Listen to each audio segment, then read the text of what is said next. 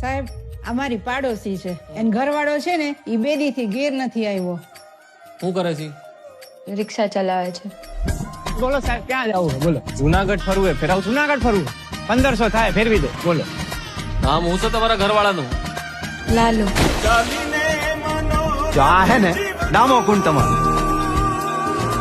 ને આ ગિરનાર હિમાલય કરતા જૂનો ને આમ હે ને ઉપર પીપળો હે પ્રાચીન. એ સૂંઘવાની પીવાની કઈ લત છે કઈ? તમને ખબર પડે એમને ક્યાં હોદવા જવા અમારે? ક્યારેક ક્યારેક પીતા હતા. ક્યારેક કે રોજ? રોજ.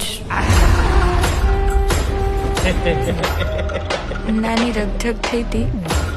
ફોટો પાડી શકું તમે? હા અહીં ઉભા રહ્યો. આયા ઈ રાત પછી પાછા નથી આવ્યા.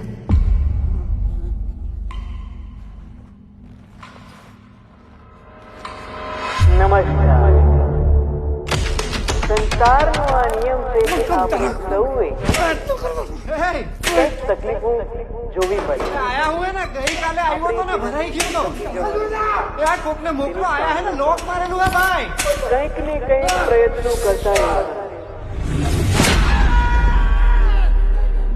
પ્રભુ તમે ક્યાંથી આવ્યા? હું તો અહીંયા ખાલી ગાયોનું ધ્યાન રાખવા આવ્યો.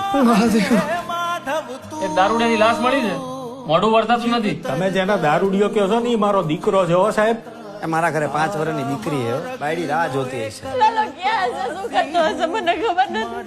કાઢો મને, કાઢો કાઢો રે કાઢે. મને લાશનું મોઢું બતાવી દે બાબા.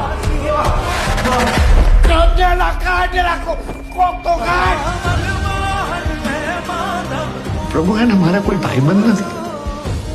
પ્રભુ તમે મારા ભાઈબંધ બનશો.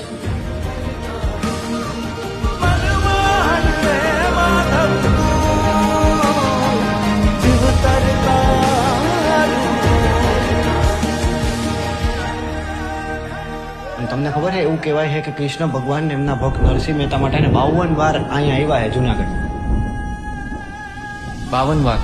52. તમને નથી ખબર ને?